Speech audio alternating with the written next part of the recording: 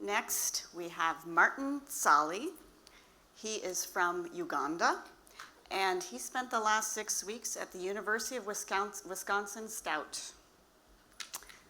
Yeah, I mean, come on, people. Good morning. I have to introduce your talk. Please, go ahead. But I wanted the audience, you forgot that part of your role is to cheer on your schools, right? Okay. Thank you very much. His talk is Ethics and Business Growth, My Journal in Smart Foods Limited. Yeah. Thank you very much. Let's do it again, Stout. Yes. Thank you very much, Stout. My name is Martin Ssali, and I am from Uganda. I run a food processing company, Smart Foods Limited, which really focuses on soy product innovations. My job is to do product development and take the products to the market. That's what I do each and every single day. My topic today is about business ethics.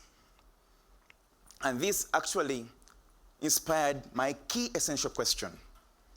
How am I going to grow my company so that it can move from its current status in the Food Technology Business Incubation Center, that's where I work from, so that it can keep on growing sustainably on its own.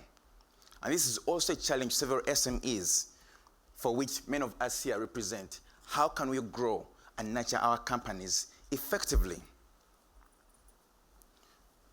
All of us will agree the development of a new product, a new market, mostly in Africa, is always a tall order because of the uncertain business environment in which we work, and because we fear to fail. And as a result, we always try to look out for different ways to succeed. And so ethics is always put to a critical test. In my experience, for the last 6 weeks at UW Stout, I have really learned a lot. That actually a business can be grown and developed on a very strong foundation of servant leadership and also business ethics. In my presentation today, I will mainly talk about 4 key issues, which are: it is the right thing to do in business, loyalty and trust, brand reputation, and investor confidence. For my company, this is what I'm going to do so that it can be able to move from its level to the next level. We have to redevelop the mission, the vision, and the core values of the company, and ensure that each and every single employee clearly understands what the company actually stands for. And each and every day, as they walk in, they need to speak and live the values of the company. My company operates within an incubation facility, which has specific codes or practices. And these we have to make sure that we uphold each and every single day. I have staff for which I must redevelop and give them very clear terms of references, so that every day when they walk through the door, they know what exactly they have to do.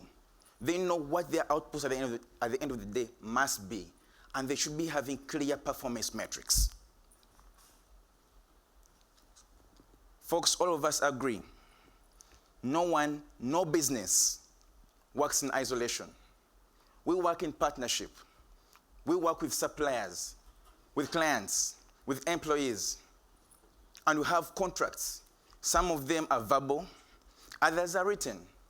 We must make sure that each and every contract is upheld. If a payment is to be made, it ought to be made on time and in full.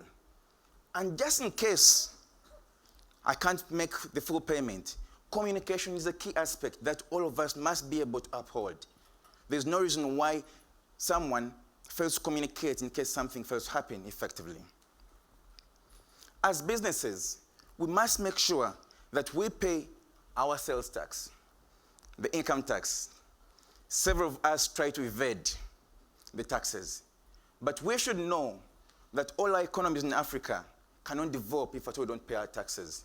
And as young African leaders who are running different businesses, we ought to pay our taxes whenever they're due. In the period of business growth, we get loans, we get grants. we must make sure that every single penny that we get as a business is put to its right use, and not to just spend it whenever or wherever we want to place the money. We have to make sure that as a company, we uphold what we stand for. And this is quality, this is value, this is experience.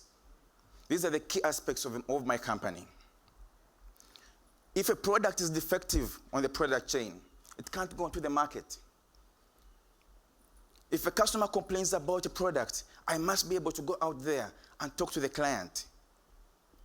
I have to make sure that each and every day I uphold the good manufacturing practices of my company. And folks, we also have to make sure that we maintain very good books of accounts.